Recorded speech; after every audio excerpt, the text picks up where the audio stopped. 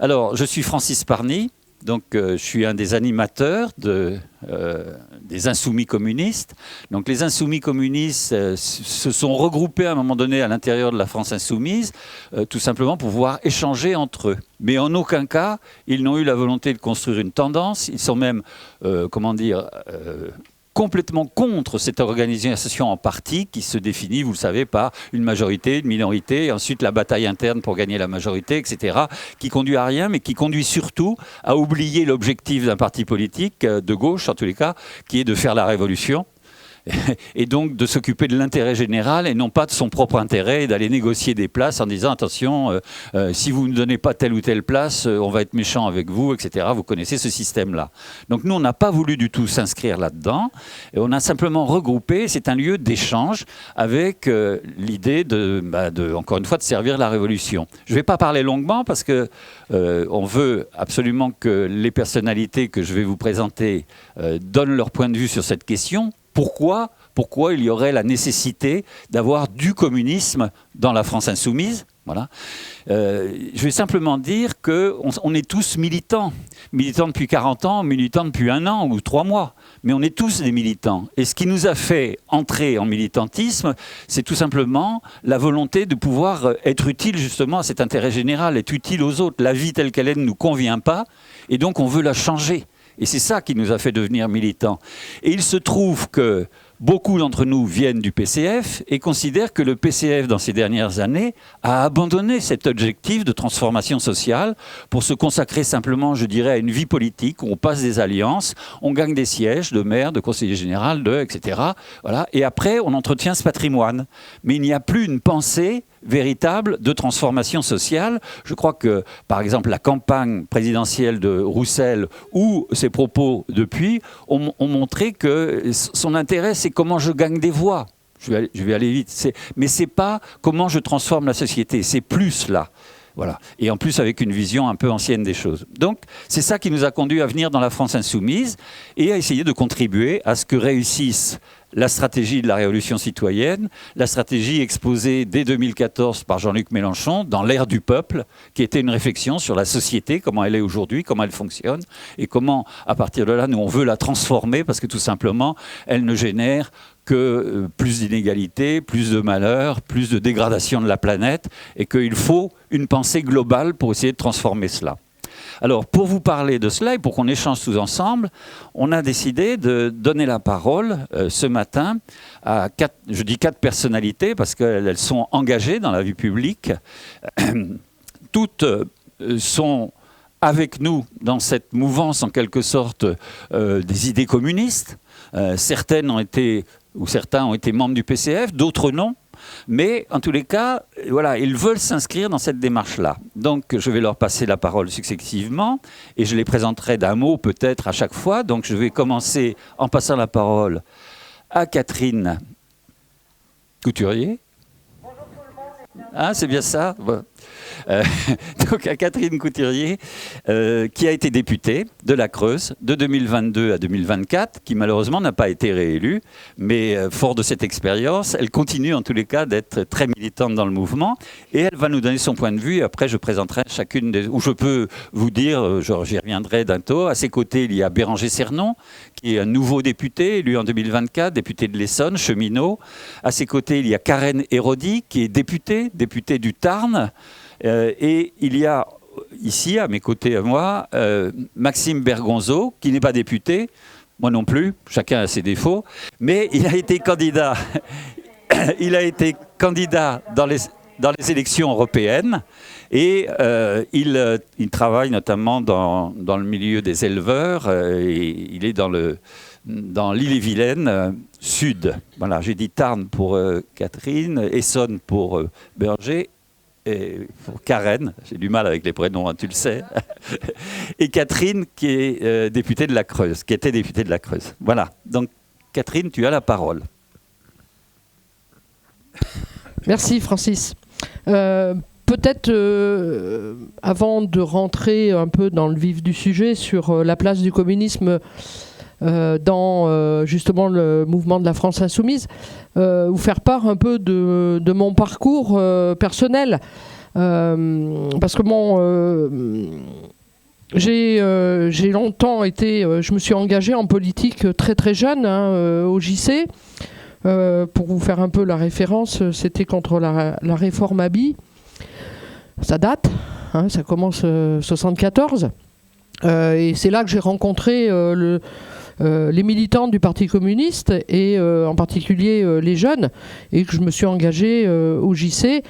Et après, j'ai eu au cours de ma vie un parcours dans le PCF avec diverses responsabilités. J'ai été membre du Conseil national du PC, le premier mandat de Marie-Georges Buffet. J'ai même plus l'année. Je regarde Françoise Quincard. Voilà, la mémoire me fait peut-être un peu défaut. Ça va être 2002, voilà, oui, 2002, tout à fait. Cette fameuse année 2002 avec la présidentielle. Voilà, j'ai été maire adjointe dans une ville dans les Yvelines, à Limay, dirigée par le PCF, élu pendant 20 ans. Et mes responsabilités, j'étais membre du bureau de la Fédération des Yvelines et secrétaire de section. Et j'ai beaucoup œuvré.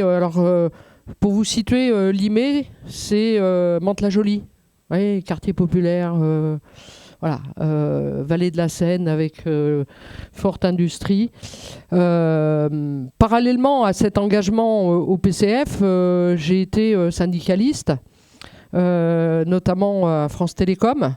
Et j'ai eu des responsabilités syndicales à la CGT en tant que secrétaire général de l'Union locale de Mantes-la-Jolie pendant plusieurs mandats. Et donc, je dis ça parce que peut-être que Béranger reviendra sur ce lien entre le syndicalisme et le communisme et comment on travaille ces questions-là au niveau des entreprises.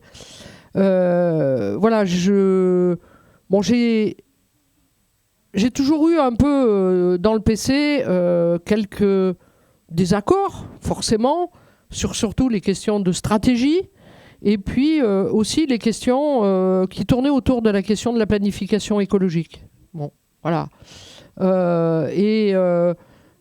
Quand Jean-Luc qui a eu cette campagne, notamment des européennes de 2005, sur le non à la Constitution, c'est vrai que j'ai regardé attentivement et je me suis tourné attentivement vers déjà ce que portait Jean-Luc Mélenchon dans cette campagne.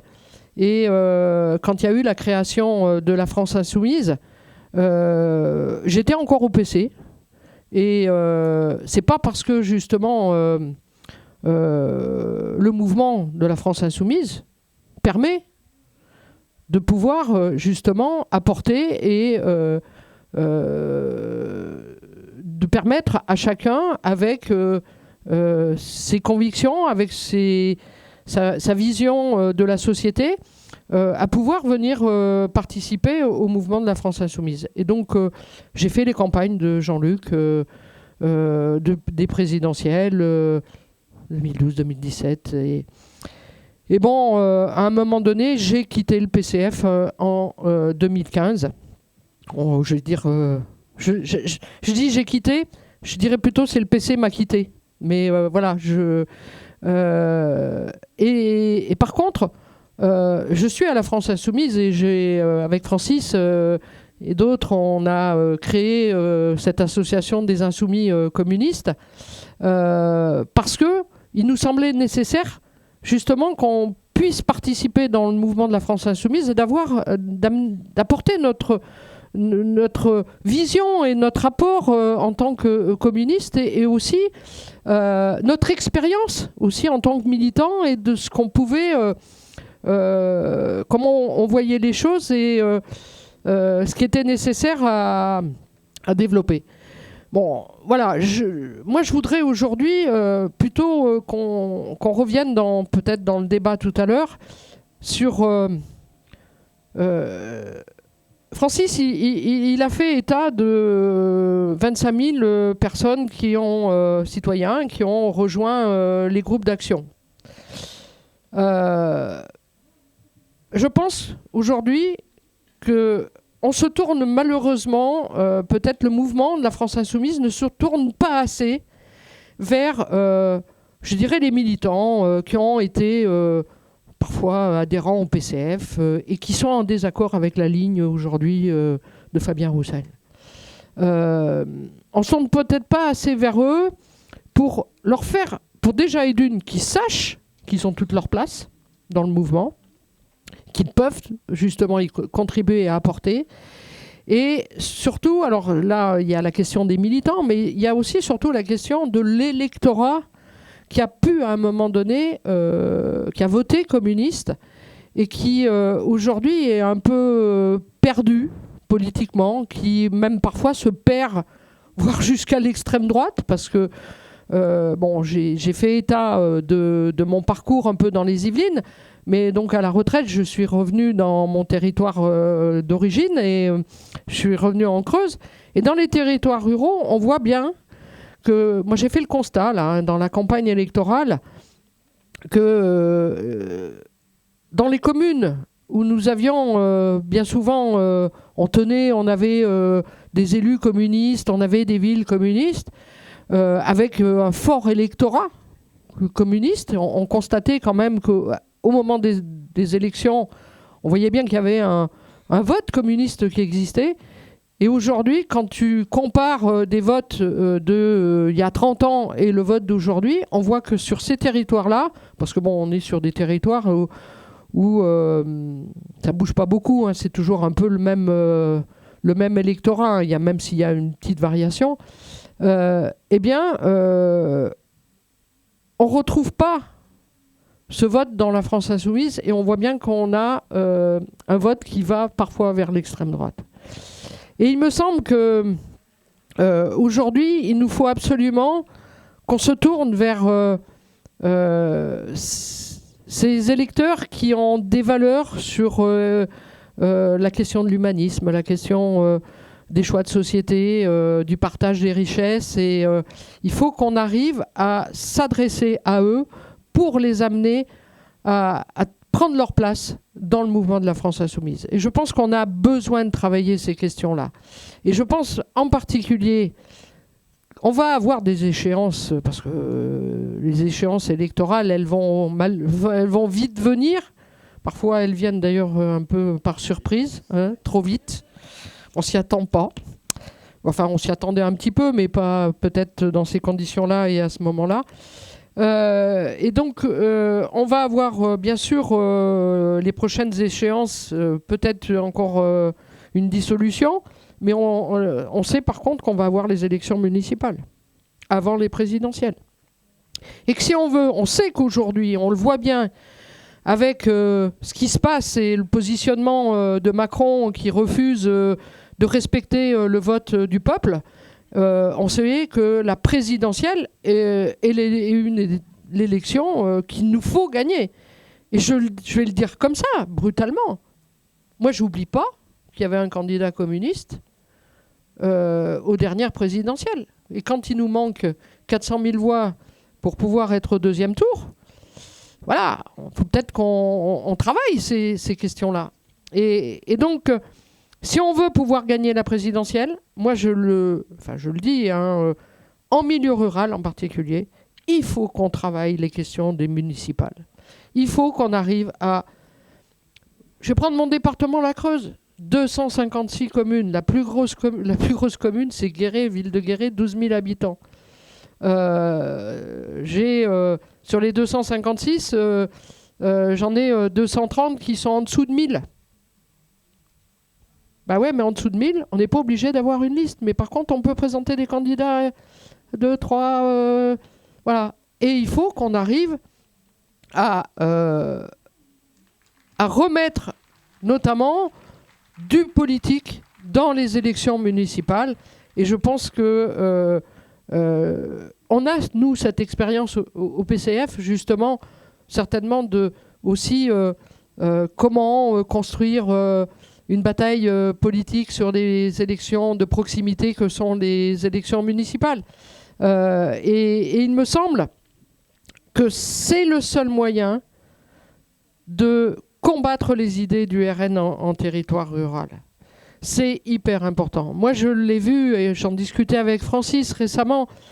Dans la campagne électorale qu'on vient de vivre, j'ai fait une expérience entre le premier tour et le deuxième tour où, à l'initiative d'un maire socialiste, mais qui ne s'était jamais affiché de gauche, on va dire, dans sa commune. Jamais il ne s'était affiché. Il avait été élu maire, mais jamais il ne disait qu'il était un homme de gauche avec des valeurs. Et quand il a vu le résultat dans sa commune du RN, il a pris conscience qu'il y avait quelque chose qui n'allait pas, qu'il y avait un truc qui n'était pas à la hauteur. Et il m'a proposé, viens faire une réunion. Je lui ai dit, avec plaisir, pas de problème, je viens, on fait une réunion. Et il a invité des élus des petites communes autour. Quand même, cette commune, c'était un chef-lieu de canton. Donc, il a invité plusieurs élus et on était peut-être une trentaine dans cette salle, une 30-40. Et on a eu un débat hyper intéressant sur le fait qu'aujourd'hui, dans ces petites communes, on ne fait plus de politique. On fait de la gestion comptable, mais on ne fait pas de politique. Et une prise de conscience sur l'idée un peu, à force de ne pas afficher, vous savez, ils se disent tous, je suis apolitique. J'aime, moi, quand ils me disent ça. Et je lui dis, bah ouais, t'es apolitique, mais quand c'est un maire, et il est un grand lecteur. Je dis, quand tu vas voter au sénatorial, tu fais quoi? T'es apolitique? Bah non. Et je trouve que afficher son attachement à des valeurs, afficher son positionnement politique, il faut qu'on arrive à travailler ces questions-là. Et je pense que dans ces élus, dans ces petites communes, on a beaucoup d'élus qui ont été, à un moment donné, sur le communisme. Et donc, il faut absolument qu'on travaille avec cette question-là auprès de nos territoires ruraux. Tu m'arrêtes, Francis, parce que tu sais très bien que je peux parler pendant... tu m'as dit 10 minutes, mais ça y est, j'ai déjà atteint les 10 minutes, là? Ouais, largement? Bon, voilà. Si, peut-être... moi, je vais le dire comme ça. On a cette conférence aujourd'hui sur la question du communisme et l'apport des communistes dans la France insoumise, il n'est pas d'aujourd'hui. Hein. Dès sa création, on a été dans la France insoumise et on a pris part. Mais comme l'a dit Francis, hein, je ne veux pas revenir sur ce qu'il a dit. Et je pense que si on se retrouve aujourd'hui dans ce mouvement de la France insoumise, c'est bien que c'est une question de stratégie et notamment de rassemblement autour du programme et des valeurs que nous portons. Merci.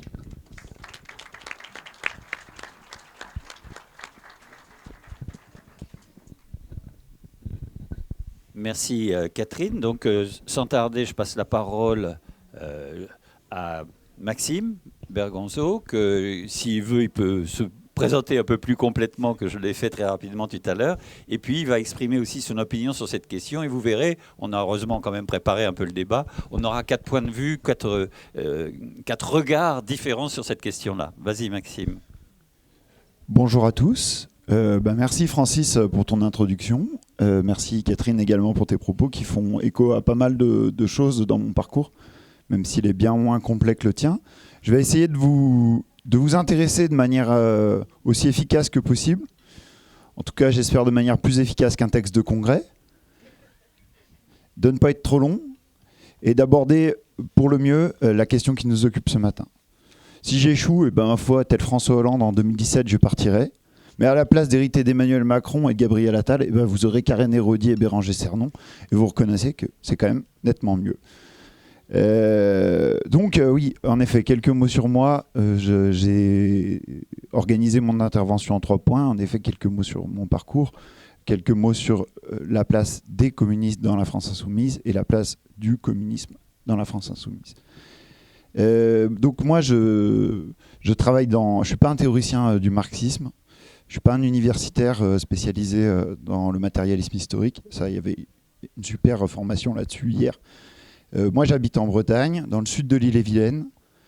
Je travaille dans l'élevage. Je m'occupe notamment de la préservation des races anciennes menacées d'extinction, comme la vache armoricaine ou la coucou de Rennes. Et parallèlement à ma carrière professionnelle, j'ai adhéré au PCF, jeune également. À l'époque, c'était juste après la campagne de Marie-Georges Buffet, en 2007. Donc j'en déduis qu'à l'époque, il y avait des dirigeants vraiment de qualité comme Catherine Couturier au PCF et aux jeunes communistes en 2004. Cela dit, mis à part ma participation au Conseil national des jeunes communistes et à la commission agricole du PCF, j'ai jamais été réellement impliqué dans le parti. Après mes études supérieures, j'ai travaillé à la Confédération paysanne à Paris et donc j'ai milité au PC en région parisienne.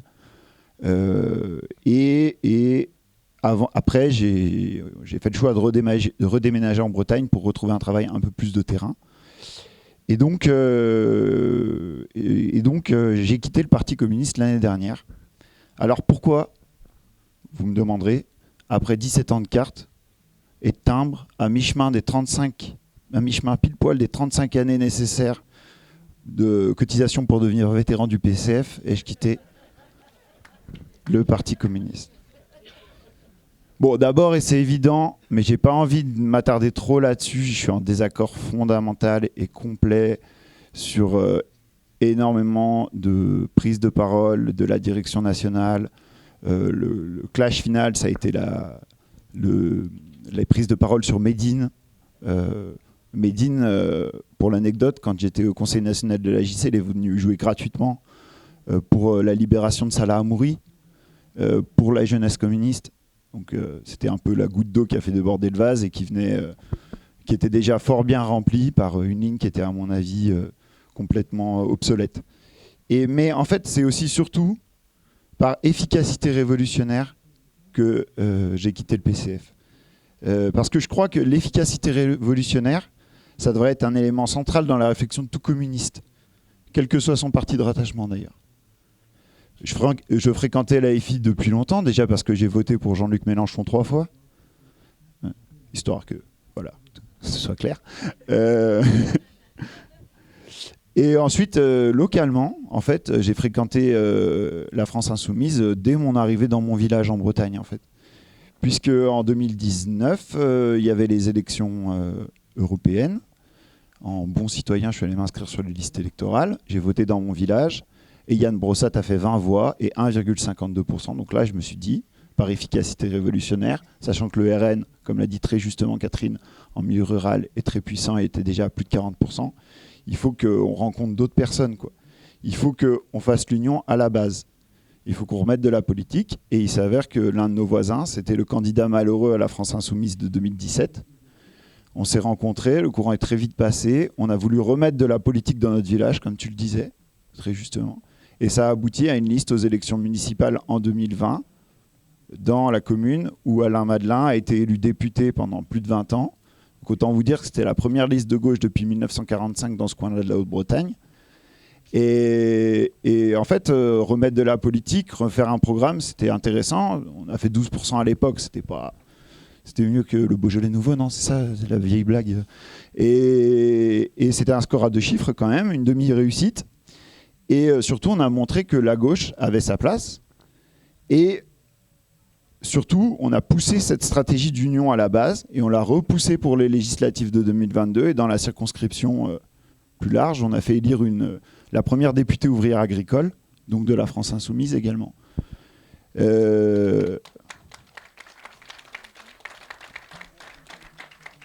Merci.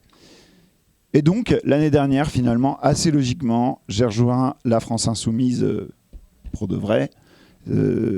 C'était l'aboutissement logique, je pense, d'un compagnonnage qui était la continuité de mon engagement communiste.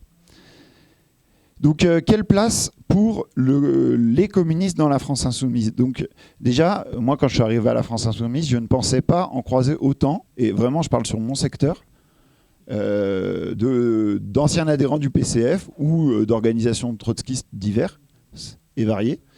Et c'est des militants qui sont généralement un petit peu plus âgés que moi, mais qui ont un rôle central dans l'organisation, la vie politique du mouvement. Ils sont souvent co-animateurs de groupes d'action, ils gèrent les tournées d'affichage, ils sont mandataires financiers pendant les élections, délégués de liste dans des communes rurales qu'ils fréquentent depuis longtemps. Et moi, j'observe que ces communistes, ils ont cette passion de l'organisation militante qui est, je pense, utile, nécessaire, indispensable, bref, tous les synonymes que vous voudrez, dans la conquête du pouvoir. Donc, pour moi, le rôle principal d'un communiste dans la France insoumise, c'est de faire la révolution pour que le prolétariat récupère le contrôle des moyens de production à la bourgeoisie. Et pour cela, il faut organiser l'action révolutionnaire. Donc, pour cela, il faut des gens investis dans l'organisation du mouvement social. Et je crois que c'est le rôle des communistes de faire ça dans la France insoumise. Et après, donc, comme je le disais, il y a la question de l'apport du communisme dans la France insoumise. Moi, j'ai été candidat aux élections européennes, comme l'a dit Francis, et bon, j'étais aux alentours entre la 40e et la 50e place. C'est surtout parce que je travaille dans l'agriculture. Et que pour moi, l'Union européenne, elle broie les paysans avec la politique agricole commune. Et surtout, elle broie les paysans en instituant le libéralisme comme l'alpha et l'oméga de sa politique. Et donc, l'antilibéralisme, pour moi, c'est quand même l'antichambre du communisme. C'est aussi une raison qui m'a poussé, en quittant le Parti communiste, à rejoindre la France insoumise plutôt qu'un autre parti de gauche. Nous sommes quand même tous ensemble dans le camp de la gauche antilibérale. Celui du non au TCE de 2005, celui du refus des accords de libre-échange, de l'encadrement des prix agricoles, de la planification écologique de la production. Et ça, c'est pas quelque chose qui est toujours allé qui a toujours coulé de source dans la gauche. Confère la période 2012-2017, bref, voilà, je suis pas là pour... Donc voilà, ça fait, je pense, beaucoup de raisons pour un communiste comme moi qui travaille dans l'élevage de rejoindre la France insoumise, parce que je sais que je suis antilibéral, et donc je pense que le communisme dans la France insoumise, il peut nourrir cette pensée antilibérale de deux manières. D'abord, je pense en rendant accessible au plus grand nombre la critique du système capitaliste. Je crois qu'on le fait bien à la France insoumise, mais il faut insister. Critiquer les patrons de Total, qui s'en mettent plein les poches, les patrons de Lactalis, qui refusent d'augmenter le prix du lait, l'avidité des labos pharmaceutiques, qui font des pieds et des mains pour développer des médicaments qui sont utiles à la population. Bref, il y a plein d'exemples. Et moi, je suis frappé que dans le porte-à-porte ou sur les marchés, il y a un bon nombre de gens qui attribuent leurs problèmes aux étrangers, aux migrants et aux assistés plutôt qu'à Pascal Pouyanné. Oui, c'est Pascal Pouyanné. Et c'est ça que je pense qu'il faut rabâcher jusqu'à ce que ça devienne une évidence. Et ensuite, pour moi, nourrir l'antilibéralisme, c'est aussi proposer des solutions. Et là encore, le communisme permet d'envisager un autre futur. Par exemple, la régulation des marchés agricoles, c'est une étape nécessaire pour dépasser le capitalisme. De même, les réformes fiscales que nous proposons, qui seraient bien plus égalitaires, c'est aussi une manière d'atteindre une société sans classe.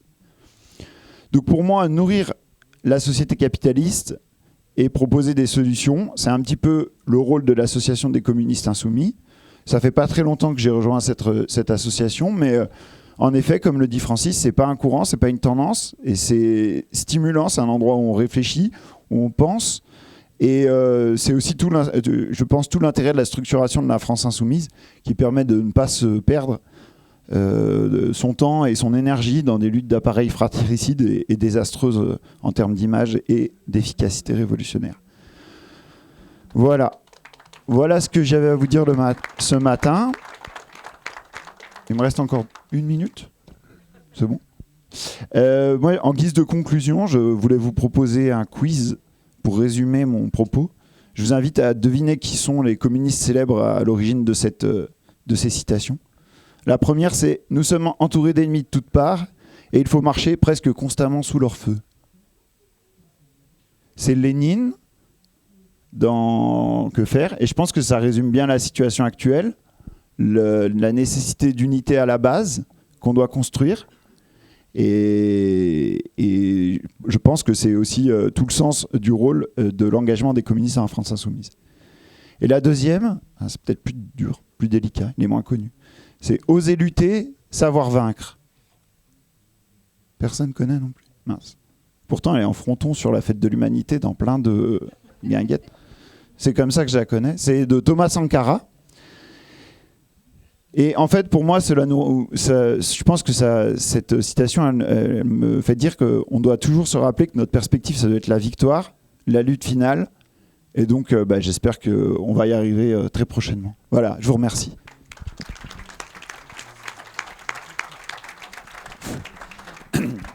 Merci Maxime. Non, ça va être à toi, Karen.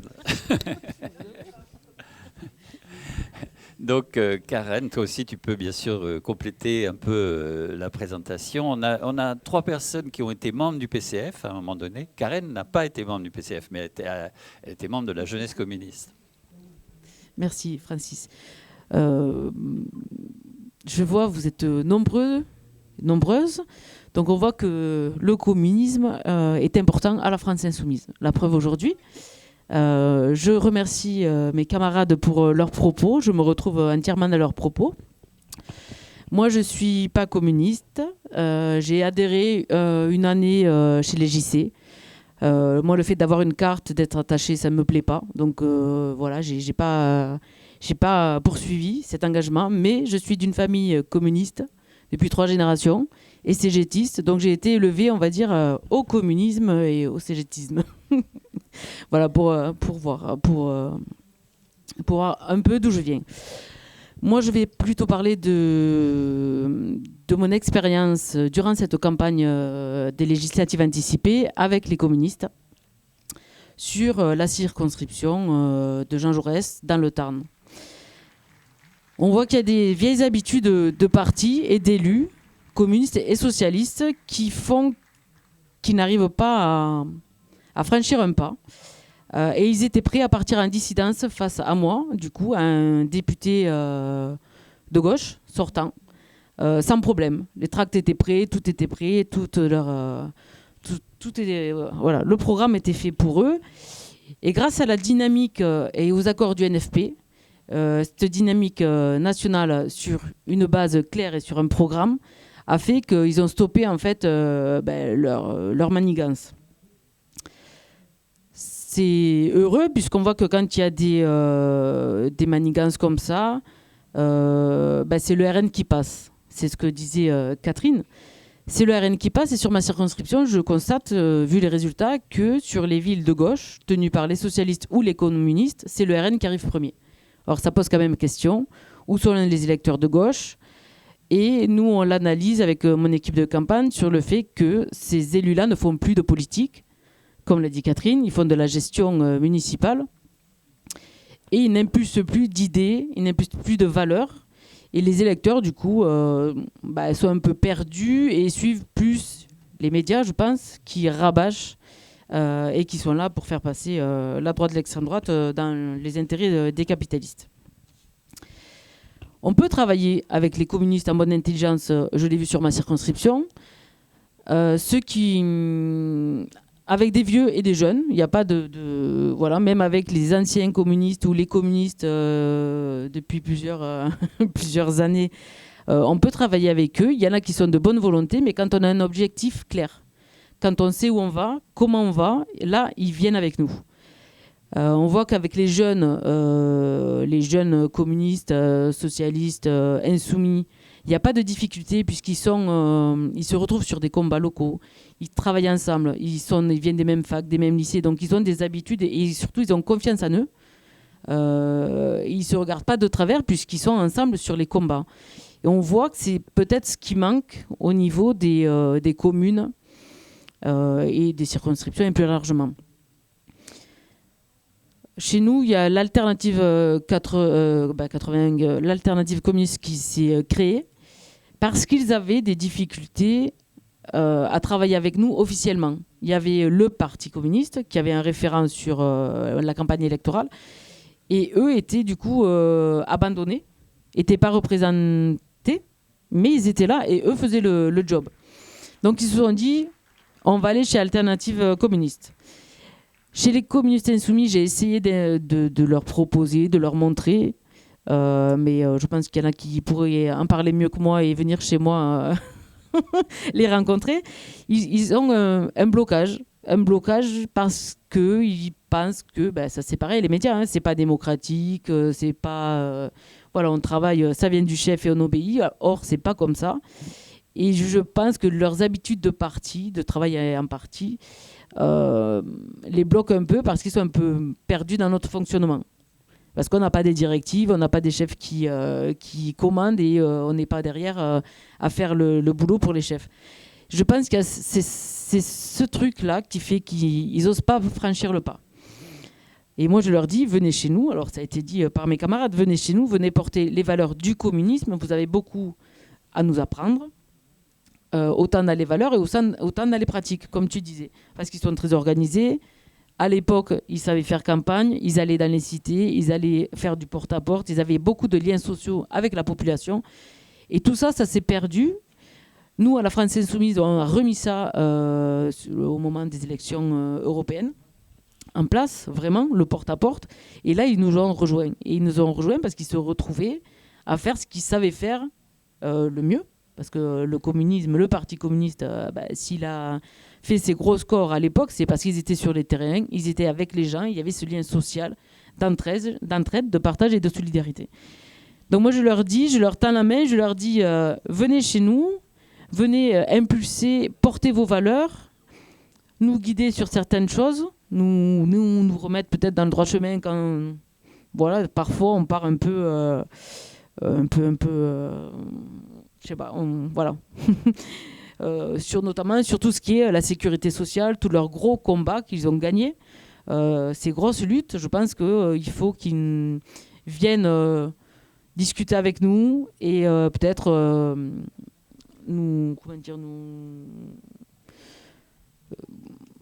pas nous former, mais nous montrer ce qu'ils ont porté, comment ils l'ont porté et comment on pourrait le porter tous ensemble pour l'intérêt général et le bien commun. Donc je les invite à s'inscrire dans cette dynamique des communistes insoumis, de venir échanger, de nous rencontrer, de vous rencontrer et de faire passer les choses et de travailler ensemble sur un objectif bien précis, dans l'intérêt du peuple et pas des capitalistes. Voilà, je vais en rester là.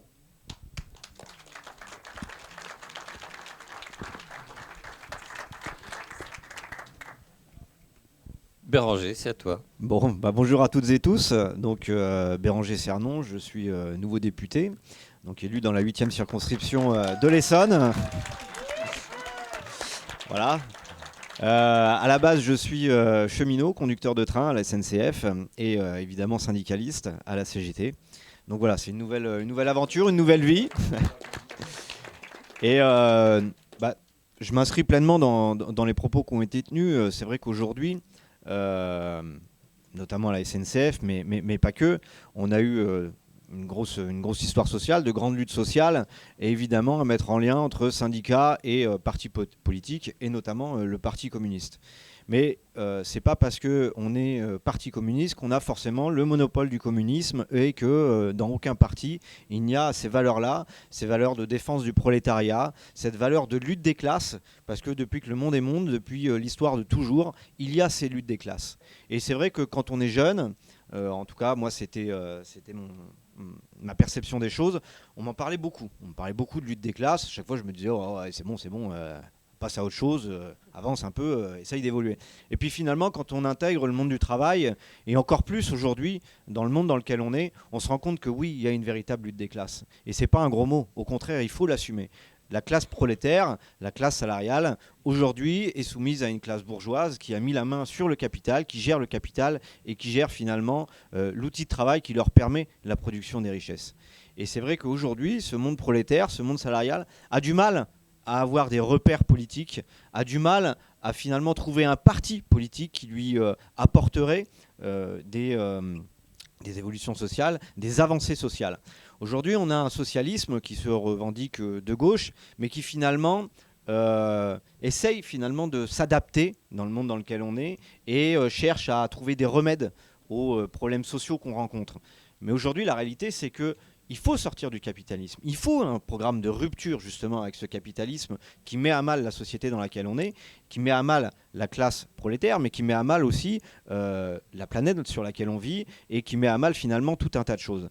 Et ce programme de rupture, aujourd'hui, il est porté par la France insoumise. Aujourd'hui, il est incarné par la France insoumise. Et on le voit encore très récemment sur le sujet de la destitution. Je ne sais pas si vous avez vu la sortie des uns et des autres. Le seul qui assume ce mot et qui assume finalement d'appliquer ni plus ni moins qu'un article de la Constitution, ce qui leur pose problème quand même, ce qui est assez paradoxal, c'est la France insoumise, encore une fois. Parce que vous pouvez mettre le nom de qui vous voulez en tant que Premier ministre. Si tous les 15 jours on a une motion de censure et qu'il faut changer encore de gouvernement, on ne va rien régler du tout. Le problème qu'on a aujourd'hui, c'est le fait d'avoir un Emmanuel Macron qui refuse de reconnaître le résultat des urnes et qui refuse finalement de nommer un Premier ministre issu du nouveau Front populaire. Donc oui, on assume cette rupture, que ce soit sur l'économie, mais aussi sur la manière dont est géré le pays et dont est finalement faite cette 5e République qui, on a beau avoir rajouté je ne sais combien d'articles, est au bout du bout des choses. Les communistes, le Parti communiste notamment, mais pas que, ne doit pas former un parti indépendant, opposé finalement aux autres forces politiques qui défendraient les travailleurs. L'objectif d'un parti, c'est d'organiser les travailleurs. Et au sein de la France insoumise, ça a été rappelé, c'est un mouvement. Et c'est ça qui est intéressant dans un mouvement, c'est que l'objectif, c'est d'organiser les masses et de mettre en mouvement ces masses.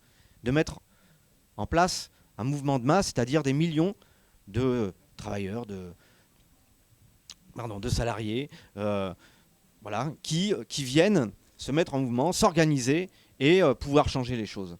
Le problème, c'est qu'aujourd'hui, notamment au Parti communiste, mais pas que, on voit qu'on est dans une logique de parti, c'est-à-dire enfermé dans un objectif de pouvoir, mais de pouvoir interne, plutôt que de pouvoir réellement de pouvoir gouverner finalement le pays. Et c'est donc ça dont la France insoumise doit absolument garder, c'est-à-dire d'avoir une agglomération, on va dire, entre guillemets, de mouvements différents, avec des idées différentes, et de pouvoir mettre tout ça en place. Et moi je dis, le communisme, il a plus, en tout cas le Parti communiste a plus de 100 ans d'existence, la France insoumise c'est 8 ans, forcément on ne peut pas avoir le même fonctionnement, les mêmes structures, les mêmes approches, mais il faut justement que chacun apporte ce savoir, apporte son expérience pour justement pouvoir faire changer les choses. Parce que quand on veut prendre le pouvoir, quand on assume de prendre le pouvoir, forcément on doit le faire de manière organisée. Et c'est vrai qu'aujourd'hui, je pense l'un des gros points noirs de la France insoumise, c'est notamment son implantation locale dans des petites communes, dans des départements qui font qu'aujourd'hui on a un poids historique des partis LR, PS, enfin en tout cas droite-gauche, et finalement une extériorisation, en tout cas une mise sur le côté de la France insoumise. Et il faut absolument qu'on arrive, justement, dans les différentes échéances qui vont arriver, et notamment celle de 2026, de pouvoir s'implanter localement. Parce que justement, nous, on assume de faire de la politique. Nous, on assume d'être de gauche, de vouloir un programme de rupture. Et finalement, on arrivera à avoir un échange avec les gens. On arrivera à justement ne pas être dans le nini ou d'être dans le déni finalement de ce qu'on porte et de ce qu'on revendique. Parce qu'aujourd'hui, et notamment la question des quartiers populaires, elle est très importante. Mais finalement, quand on parle de quartiers populaires, il y en a beaucoup qui se trompent finalement en voyant finalement plutôt des quartiers portés sur l'immigration. Mais finalement, les quartiers populaires, c'est pas que le sujet de l'immigration. C'est surtout la question du salariat, du prolétariat finalement, les quartiers populaires. Parce que les premiers quartiers populaires, justement, c'était l'organisation des travailleurs, des salariés. Alors bien évidemment, et puis bien souvent organisés par la classe bourgeoise elle-même qui donnait des appartements, qui donnait des logements, etc., etc. Mais avant tout, les quartiers populaires, c'est justement cette classe salariale, cette classe ouvrière, et qui aujourd'hui ne l'assume pas elle-même, des fois, d'être finalement de la classe ouvrière, parce que c'est un petit peu péjoratif, parce que finalement ce ne serait pas assez bien vu dans cette société où il faut être au-dessus de tout ça. Mais non, c'est une fierté aussi de faire partie de cette classe ouvrière qui produit les richesses, qui sans elle ne se passerait pas grand-chose, pour ne dire rien, parce que je ne sais pas comment on peut être fier d'être actionnaire, parce que finalement on produit rien et par contre on capte un maximum de richesses. Donc je ne vois pas en quoi ce serait une fierté. Et donc oui, le capitalisme, lui, il a réussi à unifier le monde, même largement au-delà même du pays. Il a réussi à unifier le monde dans un marché où tout est marchandise, où tout est marchandable. Et je pense que nous, en tant que communistes, en tant qu'insoumis communistes, on a aussi ce rôle déterminant de s'unir, de redonner du sens au travail, de redonner du sens à la classe ouvrière qui, aujourd'hui, malheureusement, s'est portée petit à petit, déportée petit à petit du vote finalement ouvrier, du vote... je ne vais pas dire utile parce que ça a été utilisé à mauvais escient, mais en tout cas d'un vote qui défendrait sa classe pour finalement se déporter sur un vote porté sur le Rassemblement national, avec bien évidemment, et je pense que là aussi on doit le combattre, souvent des idées racistes, parce que quand on vous explique finalement que ah oui c'est vrai il y a un problème de répartition des richesses, mais quand même l'immigré qui arrive, qui a le droit à la CME, qui a le droit à machin, ce sont des propos racistes. Et il faut là aussi le dénoncer. Par contre, de dire que oui, le fait de défendre justement une classe ouvrière qui n'a pas une juste répartition des richesses, voilà, ça, c'est être communiste, c'est défendre le partage, le vivre ensemble aussi. Et je pense que c'est très important d'avoir un mouvement où justement on regroupe tous ces idéaux, parce que le manifeste du Parti communiste, il a plus de 170 ans, mais pour autant, plus que jamais, on est justement dans cette lutte des classes, on est dans cette défense du monde salariat, du monde ouvrier, et voilà, je pense qu'aujourd'hui, les seuls qui sont à même de défendre cela, qui sont à même de porter un programme de rupture et de l'assumer, c'est aujourd'hui au sein de la France insoumise. Je dirais presque malheureusement, mais je pense que on a tous, au fond de nous, en tout cas tout ouvrier, tout salarié, du communisme, parce qu'on défend forcément nos idées, nos salaires, qui sont issus de la production des richesses que l'on crée. Et donc, voilà, la France insoumise a ce rôle déterminant de mouvement, de mettre en action, de mettre en lumière aussi ce monde salarié, ce monde ouvrier, qui, on l'oublie bien souvent, qui n'a pas sa place bien souvent dans le monde médiatique. Et aujourd'hui, les seuls réellement à pouvoir offrir justement cette opportunité d'être présents, de mettre en avant des idées ouvrières, salariales, c'est la France insoumise. Quand vous regardez notamment sur la liste des européennes, c'est encore plus marquant. Les seuls qui avaient permis d'avoir dans les 10 premiers et bien au-delà des personnes... Alors j'aime pas trop ce mot-là parce que issu de la société civile, ça veut absolument rien dire parce qu'on vient tous de la société civile, je ne connais pas qui viennent d'ailleurs, mais en tout cas du monde ouvrier, ça a été la France insoumise. Et je pense que c'est une vraie richesse justement au sein de ce mouvement d'être finalement tous sur un pied d'égalité et qu'il n'y a pas ceux qui ont fait des grandes études et ceux qui n'en auraient pas fait. Voilà. Bravo.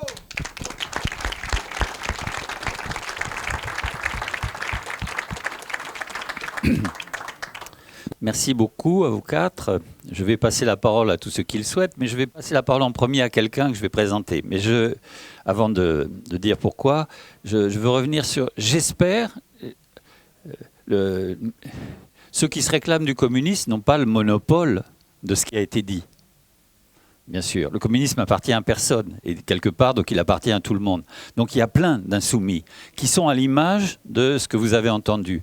Mais j'espère que vous avez perçu, comme moi, que nous avons... il y a quelque chose de populaire et de jeune dans ce qui s'est exprimé ici. On a des militants. Moi j'ai 77 ans. J'ai envie de dire que c'est derrière moi ce qu'il y a à faire. Mais qu'il y ait des gens de 35 ans qui disent ce qu'ils disent du communisme, c'est quelque chose qui montre que ça va au-delà de simplement une idéologie, même si l'idéologie n'est pas un mauvais mot. Parce que dans l'anecdote de Catherine, il y a quelque chose de très fort. Ces maires qui disent on a une responsabilité dans la montée du RN dans nos communes parce qu'on va expliquer aux gens qu'on ne fait pas de politique. Évidemment, dès qu'on dépolitise l'action publique, qui est celle des élus, évidemment, on ouvre le champ à la pensée fasciste. Hein, Laval à Vichy, qu'est-ce qu'il disait? Je ne suis pas un idéologue, je suis un pragmatique. Et combien on a de maires qui... Évidemment, parce qu'ils ont du mal à se présenter de gauche, parce que ça fait 40 ans que la gauche, elle n'a pas fait ce qu'elle avait proclamé qu'elle devait faire, donc ils ont du mal. Hein. Mais combien de maires, justement, refusent de dire « je fais de la politique ». Eh bien, il y en a qui font de la politique pour eux. Donc, voilà. Et c'est la montée d'une pensée fasciste, encore une fois, si on ne politise pas l'action publique. Et tout ce qui a été dit ici a été dit dans le sens de cette politisation et dans une diversité que j'espère que vous avez ressentie, parce que ça concerne l'agriculture, ça concerne les cheminots, donc ça concerne le monde ouvrier, ça concerne des territoires différents comme celui... J'ai bien aimé que Karen dise la circonscription de Jaurès, parce que ça veut dire qu'il y a une continuité quelque part. Catherine, dans la Creuse, personne n'aurait pensé en 2022, même à la France Insoumise, qu'elle allait gagner, qu'elle allait être députée. C'est une réalité. Voilà. Mais pourtant, il y a des terres comme ça. Pas loin d'ailleurs, dans la Corrèze, il y a des terres où depuis des années, il y avait un courant communiste et un courant gaulliste, puis devenu chiracien, qui se sont partagés en quelque sorte les opinions, etc. Donc il y a une tradition profonde. Et que cette tradition profonde, elle soit reprise par des gens de générations différentes, je pense que c'est très important. Ils ont insisté d'une certaine manière, chacun d'entre elles et d'entre eux, ont insisté sur comment ils conçoivent la pratique politique. D'abord en disant on veut faire de la politique et en disant on veut parler avec les gens. Et ça correspond tout simplement à ce qu'on a connu justement depuis 40 ans et de décrépitude de la gauche, où les gens disent la politique ça ne sert à rien, ça ne sert qu'aux politiciens à s'en mettre plein les poches. Et donc Jean-Luc Mélenchon avait très bien capté ça quand il avait dit dès 2012 et après dans l'ère du peuple qu'ils s'en aillent tous. Ce n'était pas un propos virulent, c'était un propos populaire qui correspond à ce que ressentaient les gens. Parce que, voilà. Et donc, cette question de la pratique, elle est essentielle. Et donc, j'ai demandé à quelqu'un de venir et d'être le premier intervenant. C'est Michel Philippot qui va vous parler, qui est une victime, d'ailleurs, au passage, je le dis, qui est une victime de notre sens de l'union à la France Insoumise. Hein, parce que quand même, tous ceux qui bavassent sur le fait qu'on est en train de détruire le NFP après avoir détruit la NUPS, ils ne regardent pas tout simplement la réalité. C'est que la NUPS, c'est nous qui l'avons construit, et le NFP, c'est nous qui l'avons construit. Et à chaque fois, nous montrons que quand il y a un besoin national d'union, on le fait. Et parce que nous n'avons pas l'intention, moi j'espère que Jean-Luc Mélenchon va être notre prochain président de la République, mais on n'a pas l'intention de gouverner seul. Et dans toute notre pratique, on montre depuis des années, depuis 3, 4, 5 ans, on montre que dès qu'il y a une opportunité, on crée l'union. C'est nous qui avons fait la NUP, c'est nous qui avons fait le nouveau Front populaire. Donc, voilà, on a cette question du rapport aux autres, comment on construit les choses ensemble. Et alors, Michel Philippot, il est victime, excusez-moi, je me suis perdu, j'ai dit que c'était une victime, c'est parce que Michel Philippot, en 2022, il n'a pas été député dans la circonscription des Hautes-Alpes où était présenté, parce qu'il lui a manqué 23 voix, 36, enfin peu importe. Il lui a manqué quelques dizaines de voix. Eh bien oui, mais pour le NFP, pour faire l'union, il fallait que la France Insoumise donne 100 circonscriptions au Parti Socialiste. C'était la condition pour arriver à l'union, on le sait bien. Eh ben, malheureusement, sa circonscription a été donnée au Parti Socialiste. Donc, on est unitaire, on le paye cher des fois, et bon, j'espère que ça ne sera pas préjudiciable pour l'avenir, mais en tous les cas, voilà. Mais c'est pas pour ça que je lui ai proposé de parler. Je lui ai proposé de parler parce que dans cette circonscription, justement, avec des sociologues, avec un certain nombre de militants de la France Insoumise, il s'est attaché à essayer de mettre en place une nouvelle forme de pratique dans le rapport aux autres. C'est-à-dire, il va l'expliquer, sans doute il va y revenir, mais c'est-à-dire dire on va frapper à la porte de quelqu'un et on ne lui dit pas voilà, on est les meilleurs, on a le meilleur programme, rejoignez-nous. On va frapper à la porte et on va dire qu'est-ce que vous pensez de la politique? Est-ce que vous croyez que ça a encore une valeur? Et comment vous voyez les choses? Qu'est-ce que vous voudriez faire? Et ce porte-à-porte géant qu'il a fait dans la circonscription, ça a changé le rapport aux gens. Donc je lui ai demandé de venir pour qu'il soit le premier à réagir après les différentes interventions de nos amis sur la question des pratiques. Merci à vous. Alors, en quelques mots, bien, c'est l'idée, donc, la France Insoumise, elle naît à la fois d'une gauche de rupture et de la méthodologie de la révolution citoyenne. Et comment cette méthodologie de la révolution citoyenne, qui a été faite au niveau national avec l'écoute des associations, avec véritablement un suivi et quelque chose de médiatique, mais comment on l'incarne sur nos territoires.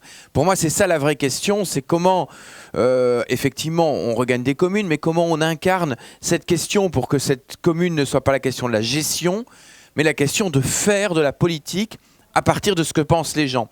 Et donc on a auditionné à peu près quasi 2000 personnes où on leur demande la question « Comment ça va ?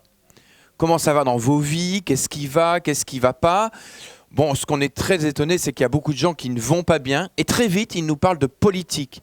Et nous, on va tout de suite les orienter vers la question politique dans leur discours. Donc, comment ça va ? Soit moi j'arrive plus à me nourrir, mon travail ne me fait plus sens, j'en ai marre de la bureaucratie, l'hôpital est hyper loin, je suis en milieu très rural et donc moi je suis venu pour être paysan et pas secrétaire. Moi je pourrais redire parce qu'on a toutes ces phrases en tête et à partir de ça on leur a demandé qu'est-ce qu'il faudrait faire si vous aviez les manettes du pouvoir ? Et donc les gens, après, ils se prennent à la place. Je suis maire, je suis conseiller départemental, je suis président de la République. Et ils se disent, il faudrait que mon salaire augmente, il faudrait baisser les charges. Et ils ne nous parlent plus. On a sur moins de 4% des gens qui nous parlent à un moment d'une problématique étrangère. Et moi, je veux dire, voilà, des sujets qu'on entend du matin au soir à la télévision. Quand on parle de leur vie, ils partent des problèmes et des problèmes sociaux, démocratiques, écologiques, mais c'est vraiment les problèmes sociaux qui sont aussi en premier, quoi. Et après ça, on leur dit, mais qu'est-ce que vous faites, vous, pour voir ce changement advenir ? En général, là, on a un grand vide parce qu'il y a une démobilisation politique par rapport à tout ça. Alors, on a repris toutes ces phrases, on a été voir les associations, les syndicats, et on a fait des agoras. Des agoras pour se réunir. Et ce qui nous a marqué, c'est que quand on part des gens, alors on a des panneaux porteurs, c'est le nombre de personnes qui viennent à nos réunions.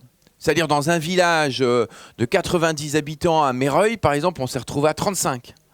Je prends une ville à Laragne, quand on avait fait la campagne des présidentielles, on avait fait venir des infirmiers parce que c'est une ville où il y a un hôpital psychiatrique. On avait fait venir, après un boitage de toute la ville, on était 15. Là, on était 200, parce qu'il y avait les associations, les syndicats, et on n'a parlé que de politique. Et c'est sorti après ça pour commencer à faire une sécurité sociale de l'alimentation, parce que c'était sur se nourrir, c'était local, etc. Et donc, ce qui est dans l'expérience que j'ai simplement envie de dire, c'est partir des gens pour leur montrer que leur quotidien, c'est la politique, et comment on construit avec eux. Et ça mobilise aussi plein de militants à vouloir faire autre chose qu'uniquement distribuer des tracts qui parfois viennent de loin et qui sont hyper importants à des moments de présidentielles, de législatives, etc., mais qui, dans le temps long, peuvent être aussi extrêmement intéressants. Désolé, j'ai peut-être été un peu long.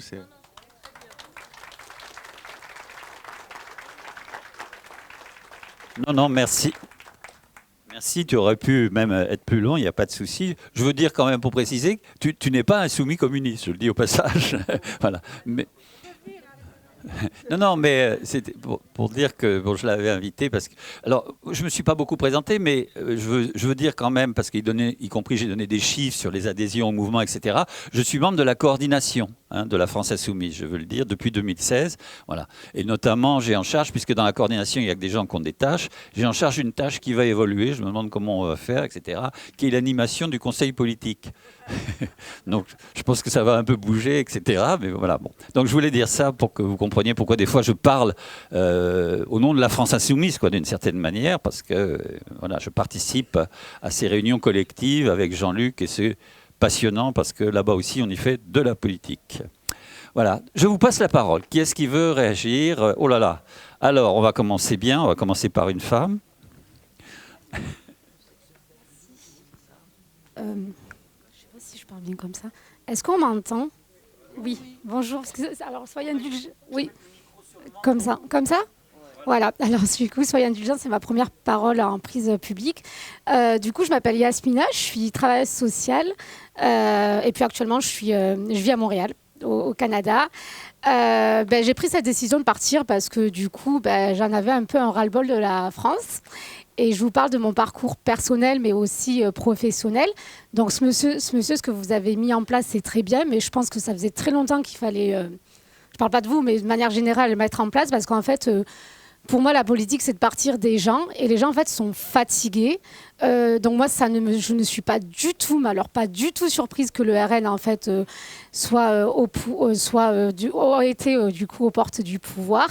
Et en fait, on est vraiment dans une société individualiste, et les gens sont fatigués, en fait. On en ras-le-bol, c'est ce que vous avez dit aussi également, Monsieur Cernon, et je pense que ça fait très longtemps qu'il fallait partir du peuple. Déjà, pour moi, la politique, c'est aussi aider son prochain et améliorer la vie quotidienne des gens. Donc, je veux dire, on est dans un climat où on assiste à des stratégies mises en place pour conserver des privilèges, au lieu vraiment, en fait, du coup, d'aider les gens, en fait. C'est ce que je vois. Moi, je vois vraiment aussi la fatigue et la misère humaine dans mon bureau. Et là, actuellement, on dit qu'il fallait faire une trêve par les JO, sauf que la banque, elle fait pas de trêve quand il y a des agios. La banque, elle fait pas de trêve quand il y a des découvertes bancaires, etc. Quand tu payes pas ton amende parce que, du coup, avis tiers détenteur sur le compte voilà, du coup, voilà. Et donc, je pense qu'il y en a ras-le-bol de cela et qu'il faut aussi investir, je pense, des nouveaux candidats qui sortent vraiment du terrain et pas sortir juste de l'énarque et d'avoir fait un master. Je pense qu'on est tous complémentaires et il faut autant de personnes qui, bien sûr, ont fait des études en politique sociale, etc., mais aussi des gens vraiment du terrain et qui comprennent, en fait, la vie des personnes. Parce que je pense que les Français, aujourd'hui, sont fatigués. Voilà, c'était pas forcément un questionnement, je voulais simplement vous dire et exprimer mon avis. Voilà, merci de m'avoir compris.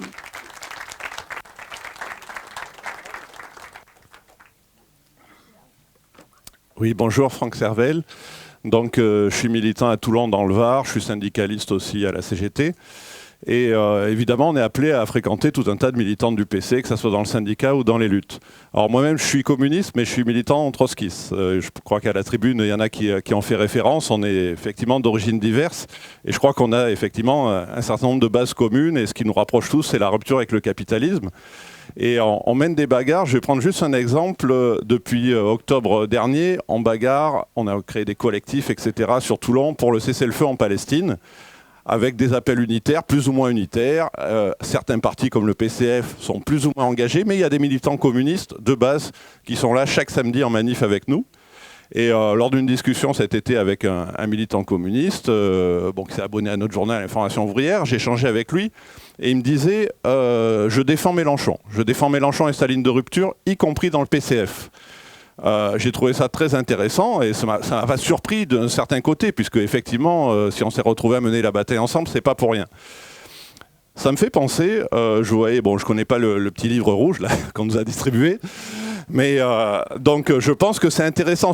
À mon avis, c'est un peu le sens de ma question. Je pense que tous ces militants, je dirais, ils sont évidemment opposés à Roussel, ils sont sur une ligne de rupture. Je pense que même tout en... Bon, c'est un peu sa vie, le PCF, hein, c'est pas un tout jeune. Je le vois peut-être pas quitter le PC demain. Mais je pense qu'il y a possibilité, c'est ce qu'on appellerait, nous, une forme de transition. Effectivement, il pourrait, à mon avis, puisque c'est un mouvement, la France Insoumise, aussi bien rester au PCF et être communiste insoumis. Donc c'est une question, effectivement, est-ce que c'est un peu le but Voilà, je pense que c'est important pour tous ces militants ou ces syndicalistes qui ne sont pas forcément prêts à s'engager, mais par cette voie qui pourrait rejoindre LFI comme ça.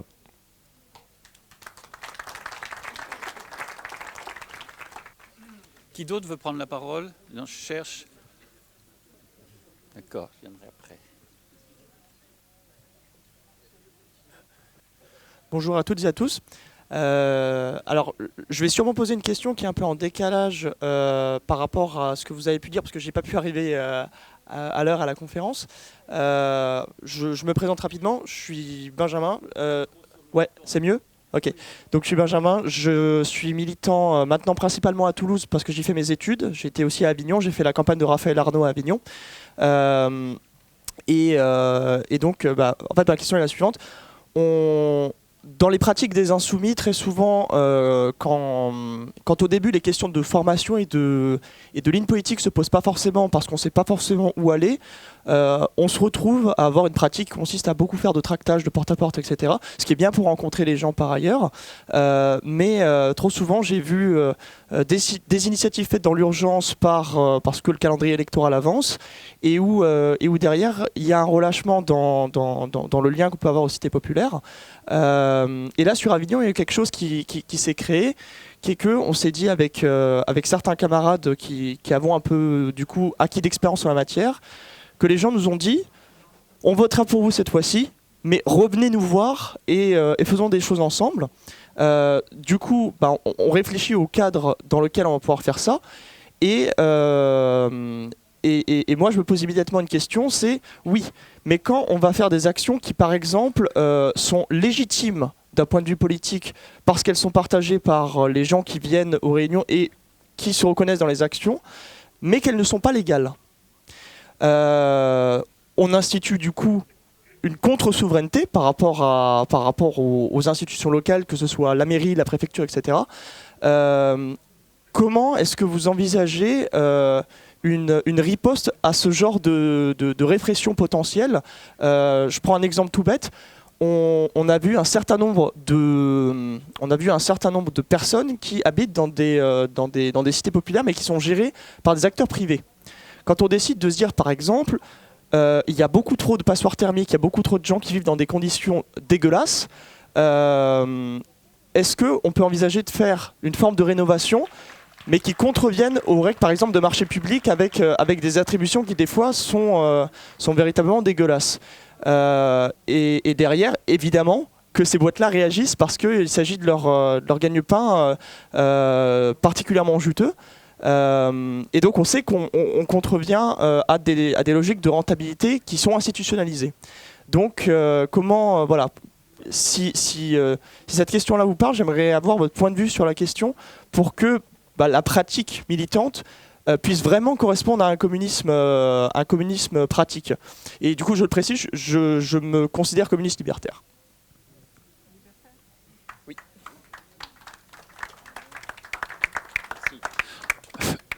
On va continuer. J'ai jeté un coup d'œil sur l'heure. On a peu de temps, puisque théoriquement, on doit arrêter à 11h30, donc c'est difficile d'avoir un échange. Donc je dis tout de suite une chose, on ne va pas répondre.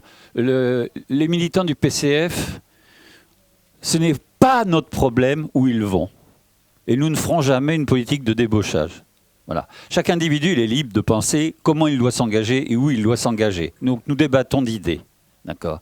Sur ce que vous avez évoqué à l'instant, on n'a pas le temps non plus de débattre, mais vous évoquez en fait ce qu'on peut appeler la désobéissance civile d'une certaine manière. Voilà. Et donc nous sommes favorables tout simplement parce que le mouvement aussi est favorable à cela, comme on est favorable à l'auto-organisation. Dans les quartiers populaires, il y a de l'auto-organisation. Ils n'attendent pas que les pouvoirs publics règlent les problèmes, souvent. Ils les règlent eux-mêmes. Donc, et dans la campagne électorale, je ne sais pas si vous avez lu, si vous lisez attentivement les notes de blog de Jean-Luc Mélenchon, mais il a parlé d'osmose dans la campagne des européennes en faisant remarquer que dans des tas d'endroits, il y avait de l'auto-organisation de la campagne et que les gens n'attendaient pas qu'on vienne, qu'on organise la campagne, qu'ils l'organisaient entre eux, etc. Bon. Donc ces questions-là, on peut continuer de les débattre. Si vous voulez, nous, on a notre assemblée générale d'Insoumis communistes demain samedi de 11h30 à 13h30, mais c'est ouvert. Si vous venez, vous êtes les bienvenus pour discuter des questions qu'on veut débattre. Donc c'est dans la salle Le Duc, si je ne me gourre pas, à l'intérieur ce qui n'est pas un palais, dans l'amphithéâtre, dans la salle Landuc, 11h30, donc on pourra continuer de répondre plus concrètement à des questions concrètes. Je veux passer la parole à vous. Si vous voulez une réaction, vas-y Catherine. C'est bon. Moi je voudrais réagir aux dernières interventions. Je ne reviens pas sur ce qu'a dit Francis sur... la question de la désobéissance civile. Mais ce qui est pointé là, c'est parce que, notamment la question de l'intervention sur la notion de la propriété. Et je vais faire le lien. Regardez le manque d'eau aujourd'hui. Il y a eu une prise de conscience que l'eau était un bien commun. Et je pense qu'il faut qu'on arrive à travailler ces questions-là sur justement notre capacité à combattre le capitalisme sur des sujets comme celui-là, comme la question des passoires thermiques et ainsi de suite. Bon, personnellement, vous le savez, moi j'ai beaucoup travaillé à l'Assemblée nationale sur la question de la forêt et j'ai porté notamment une proposition de loi. Et quand je suis monté, je me souviendrai toujours, la première fois en haut pour faire mon intervention au perchoir sur la question de la défense des forêts dans le cadre des luttes contre les incendies. Dans ma déclaration, j'ai parlé de bien commun de la forêt, qu'il fallait aussi qu'on la protège.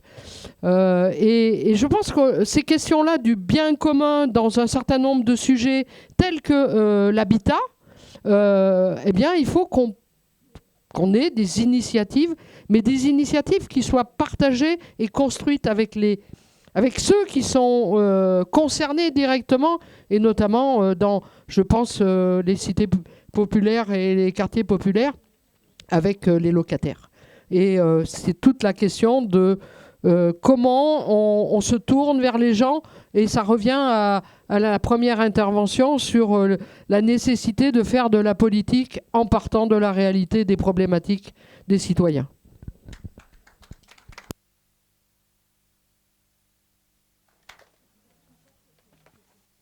Oui, bonjour, merci pour vos interventions. Alors hier, on a eu un débat avec les camarades de Tendance Marxiste Internationale et on a eu le sempiternel débat. Donc nous, on était sur la position de mettre notre énergie au sein de LFI parce que pour nous, c'est obligatoire de passer par du réformisme pour préparer les bonnes conditions pour avoir une révolution réussie. Et pour eux, c'était important de mettre leur énergie donc déjà dans la préparation de la révolution pour qu'elle arrive le plus tôt possible et qu'on soit prêt à ce moment-là. Donc ma question c'est où est-ce que vous vous situez dans ce débat en tant qu'insoumis communiste et personnellement ?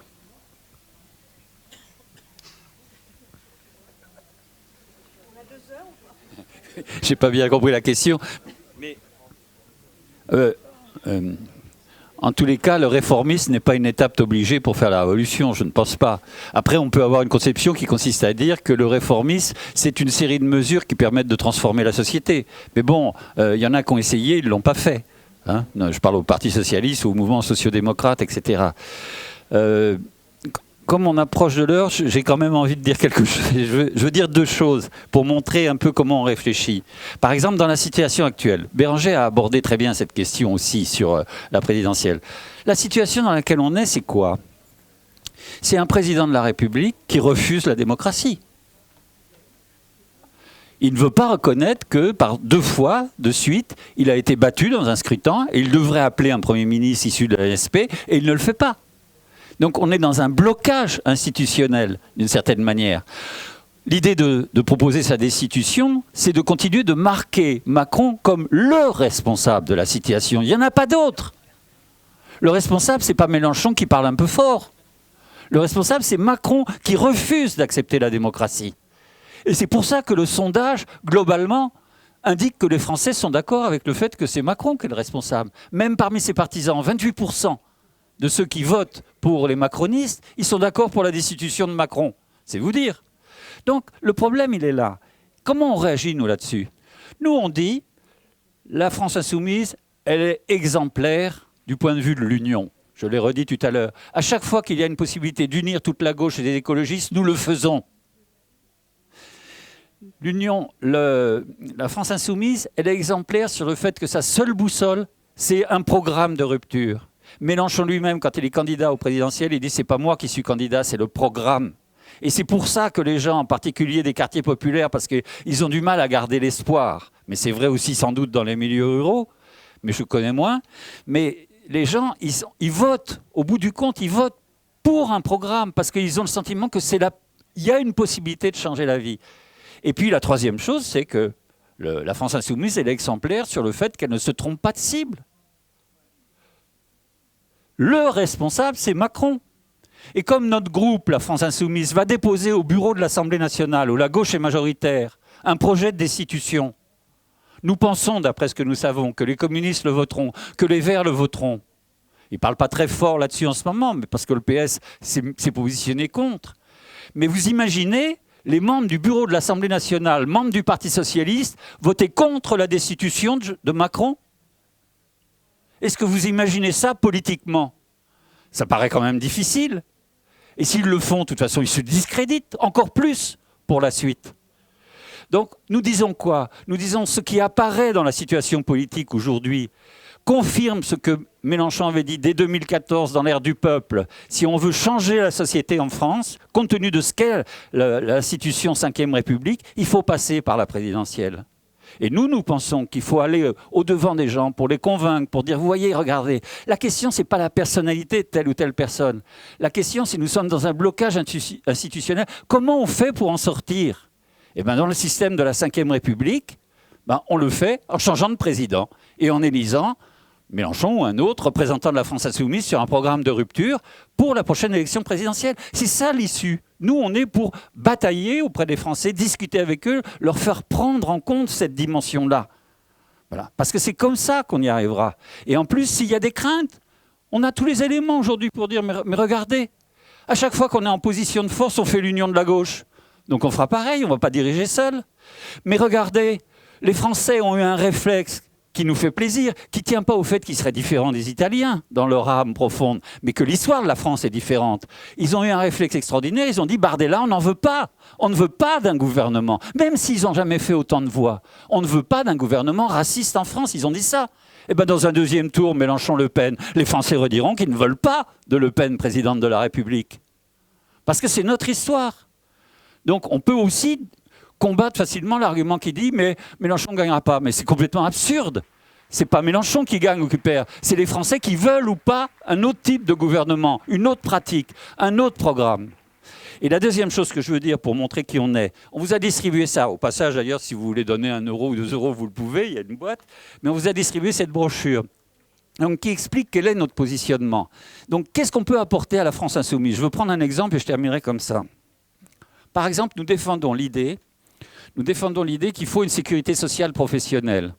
C'est quoi la sécurité sociale professionnelle? C'est quand vous êtes au chômage, on maintient votre salaire, on vous permet de faire des formations et on vous permet donc d'accéder à un emploi dans des conditions meilleures, puisque vous êtes formé. Vous discutez le contrat de travail avec le patron d'une autre façon quand vous avez une formation. Ce n'est pas pareil que quand vous êtes technicien de surface, qui est en gros, pour expliquer aujourd'hui, on appelle comme ça les gens qui sont OS, quoi. Bon, mais donc c'est ça. Et c'est quoi? C'est donner la possibilité à chacun d'entre nous de pouvoir concevoir sa vie, non pas comme dans le temps, on rentre dans une entreprise et on progresse dans l'entreprise et 40 ans après, on part à la retraite et on est resté toujours dans la même entreprise. On sait que c'est plus ça la production dans notre pays. Mais la sécurité sociale professionnelle, c'est le moyen de permettre à chaque individu de concevoir sa mobilité professionnelle en fonction de lui, puisqu'on lui maintient son salaire. Il peut à partir de là se former et dire je vais faire tel et tel métier.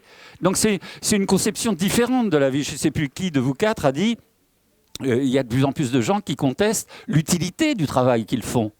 Il y a des ingénieurs, il y a des jeunes ingénieurs qui ne veulent pas aller ensuite dans le domaine productif pour faire des actions qui sont autant de prédation de la planète, par exemple. Vous avez vu ces gens-là qui ont dit on ne veut pas faire. Donc voilà, on essaye, nous, de dire quel projet de société on peut faire. Et alors, on le fait de façon communiste, pourquoi? Parce que ça, c'est financé par les cotisations sociales. Et c'est un point sur lequel on veut insister et sur lequel on n'a pas encore, notre sentiment, c'est qu'on n'a pas encore gagné à l'intérieur de la France insoumise sur cette question, ni dans les milieux syndicaux. C'est de dire, voilà, si on finance ce genre d'action par les cotisations sociales, ça veut dire que la répartition des richesses, elle se fait dans la production même. D'ailleurs, d'une certaine manière, Maxime, tu as fait allusion à la conférence sur le marxisme historique qui avait lieu hier avec le philosophe dont j'ai oublié le nom. Mais il nous a très bien expliqué comment, évidemment, la plus-value se crée. Et c'est pas pareil que de dire on répartit les richesses au moment même où elles se créent, dans la création. Là, le patron, il paye cash tout de suite. C'est pas pareil qu'une répartition par le budget de la France après. Bien sûr, il faut qu'il y ait cette répartition, mais ce n'est pas la même chose. Ça veut dire dès le départ, on conteste au capitaliste le fait que voilà, il se fait la plus-value, il se remplit les poches, puis après, on va lui dire, ah, bah, si vous voulez, bien, il faut contribuer par l'impôt, bon, on lui imposera, etc. Tous les débats sur, il va partir, etc. Mais quand on produit, il ne peut pas partir. Et donc ça, c'est une idée profondément communiste que nous voulons développer. Voilà. Et je disais, c'est vrai aussi dans le milieu syndical. À quoi on est confronté dans le milieu syndical ? Je suis très content que la CGT, que Sophie Binet ait appelé à voter pour le NFP parce qu'elle a permis que tous les syndiqués rassemblés dans un même syndicat votent la même chose. Donc c'était très important. Mais je ne suis pas d'accord avec elle quand en décembre, dans le journal de la CGT, elle analyse le combat des retraites en disant c'est une victoire syndicale formidable. Je n'avais pas compris. J'avais pas compris parce que la retraite à 64 ans, Macron il nous l'a bien mis quand même. Donc je n'avais pas compris que c'était une victoire syndicale. C'est-à-dire que Sophie Binet, elle a dit c'est une victoire syndicale parce qu'on a réalisé l'unité syndicale. Et en plus, dans ce même article, je le cite pour que vous ne disiez pas que je dis n'importe quoi, dans ce même article, elle a dit si on n'a pas gagné dans la bataille des retraites, c'est parce que les étudiants, contrairement à précédemment, ne se sont pas rentrés dans le mouvement de grève. Vous voyez ce que je veux dire ? Pourquoi il y a cette attitude syndicale ? Il y a cette attitude syndicale parce que depuis le Fordisme, avant le Fordisme, depuis le Taylorisme, depuis le Fordisme, ces théoriciens qui ont changé la production, ils ont dit à l'ensemble des concitoyens, en l'occurrence c'était les États-Unis, nous changeons la façon de produire parce que nous allons produire beaucoup plus de richesses et ensuite vous pourrez en bénéficier, tous les habitants des États-Unis pourront en bénéficier parce qu'on répartira ces richesses. Et les syndicats se sont mis à avoir une pratique syndicale qui consiste à négocier avec le patronat des avantages tirés de cette augmentation de production de la richesse. Ça explique très bien d'ailleurs les errances du Parti communiste dans ses programmes sur le productivisme. Toute la pensée du Parti communiste français, c'est de dire qu'il faut qu'on produise plus pour produire plus de richesses parce qu'après les syndicats, on pourra négocier une meilleure répartition avec les autres. Et bien ça, ce n'est pas du communisme. Et ça a une fin. Bergeron l'avait dit à l'époque, c'est vieux, excusez-moi, tout le monde ne connaîtra peut-être pas, mais il avait dit c'est fini, il n'y a plus de grain à moudre. Parce que les exigences du capital sont telles aujourd'hui, ces taux de rentabilité sont tels qu'il n'y a plus rien à donner.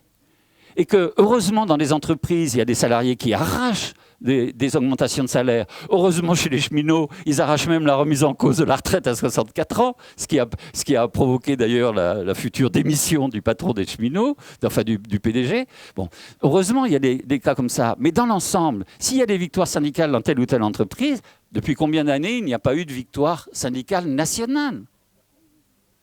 Ça a bien une raison, cela. Et la raison, c'est qu'on ne se bat pas là où il faut se battre, c'est-à-dire dans l'organisation même du travail et dans la répartition des richesses au niveau de l'entreprise. Donc voilà un ou deux exemples, c'est développé dans cette brochure. Voilà un ou deux exemples où nous pensons que nous pouvons contribuer à enrichir notre programme, la France Insoumise, sur des questions de ce type. Voilà. Excusez-moi, on n'a pas pu débattre à très très nombreux. Je vous invite encore une fois, ceux qui ont envie de poursuivre, à venir à notre Assemblée Générale demain, 11h30, salle Le Duc, dans le Palais des Congrès.